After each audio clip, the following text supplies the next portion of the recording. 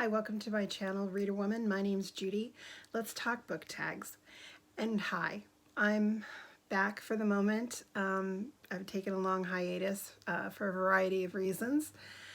And, but I got suckered back in because of a couple of tags. And in particular, I thought I would do the coronavirus quarantine and coping tag. It was created by The Poptimist. And I just thought it might be a good place to start back at. This is about my 5th attempt. I've had to kick my dog out of the room. He's put a ball under the bed.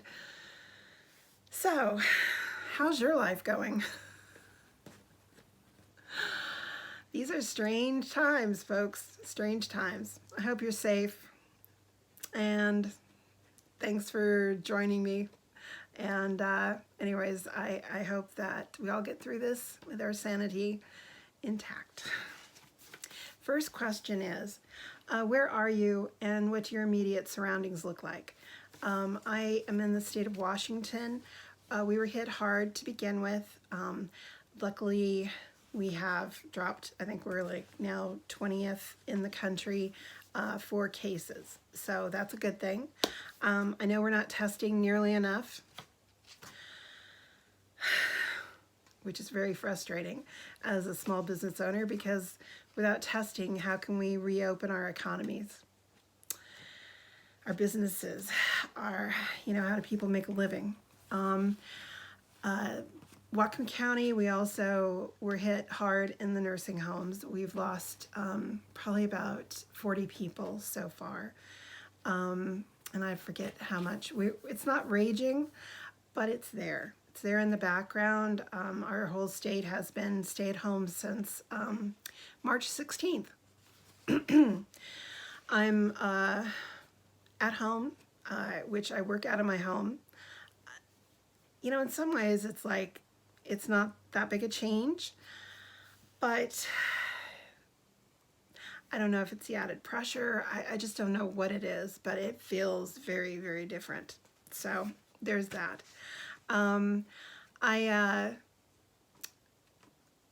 Yeah, but other than that, I wear a mask when I go grocery shopping.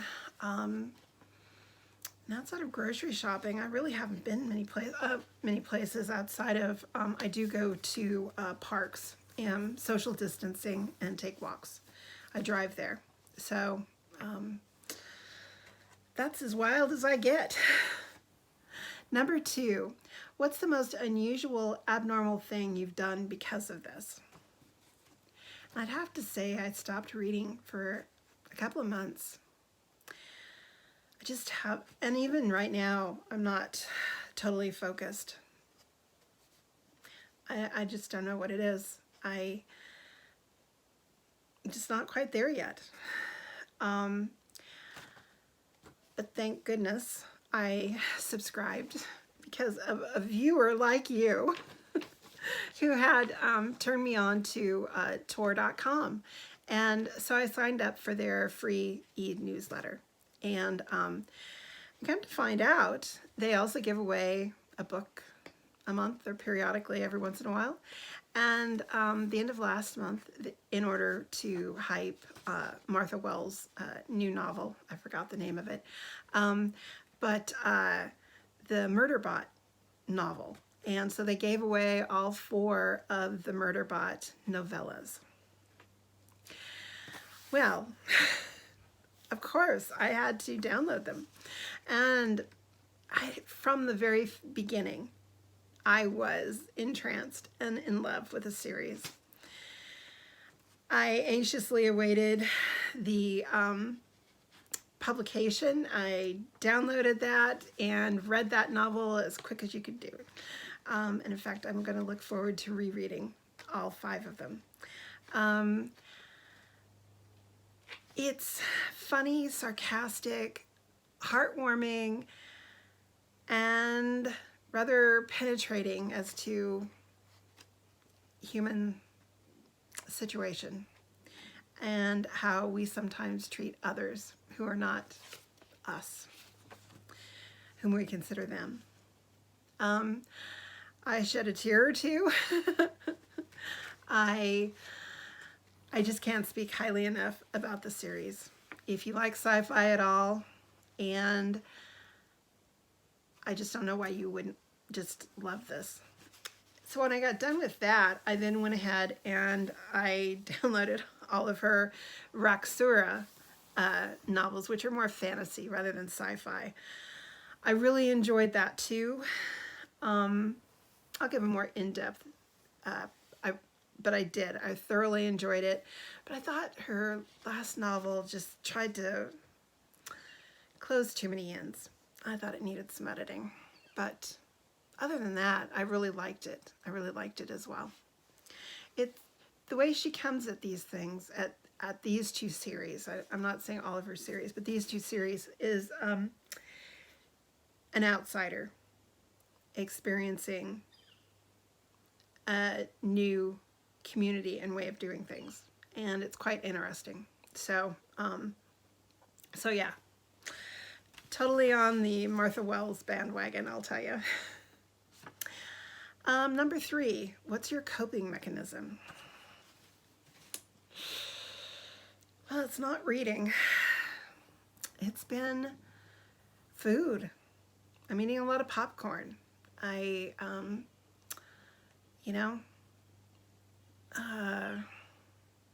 Yeah. Oh. So as well as reading, the other thing I've done is I've taken up a little game, June's Adventures. And I know, stupid, but I don't know, it's keeping my interest. So it just kind of is something to do while away the time.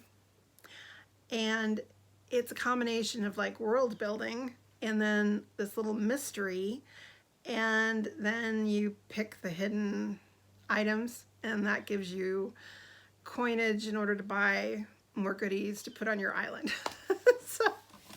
so anyways, it's silly. It's, yes, a total waste of time, but it gets me through the day. Number 4, can you name something that has given you pleasure? And yes, my walks with my friend 3 days a week has been a much needed respite from being in the house. We meet at a park.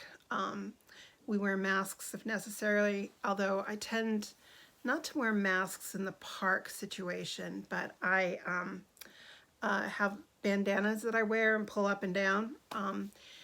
But it's so nice to have somebody to talk to have someone to just be with other than my brother, who I share the house with.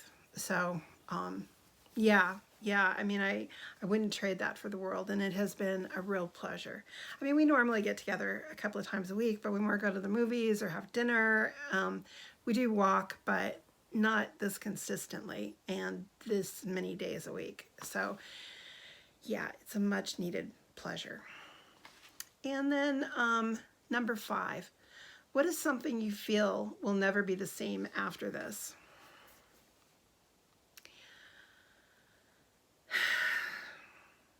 I realize I want to say, well, a vaccine will make sure that everything goes back to normal. But let's face it, that's probably not going to be the situation.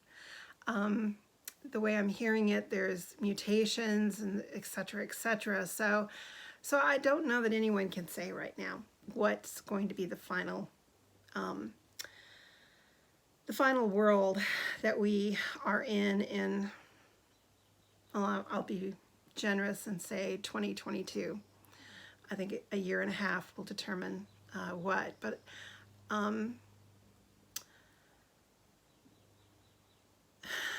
I know one thing. As of today, we are close to having lost 100,000 people in the U.S.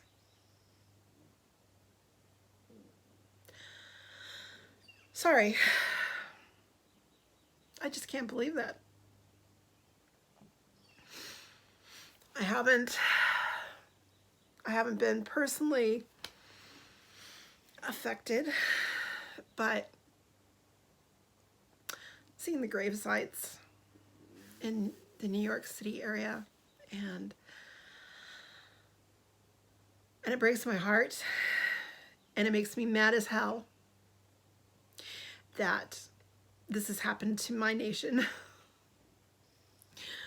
You know, good and bad. It's like, I am an American, and it's like, it just kills me that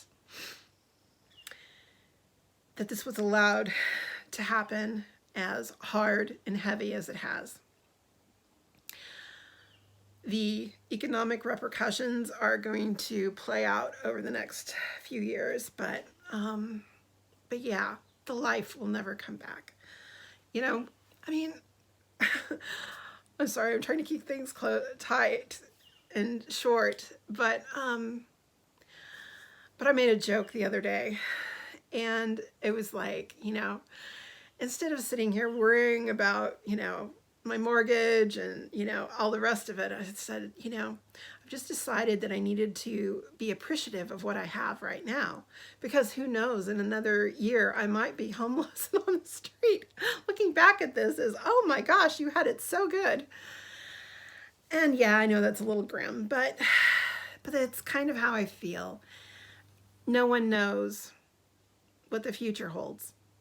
All we can hope for is that we get our best scientists working on it, which hopefully they are, and that we can recover from this, and that we can make sure that this doesn't ravage the rest of the world like this. So anyways, sorry for the emotions, guys, but it's just that kind of time.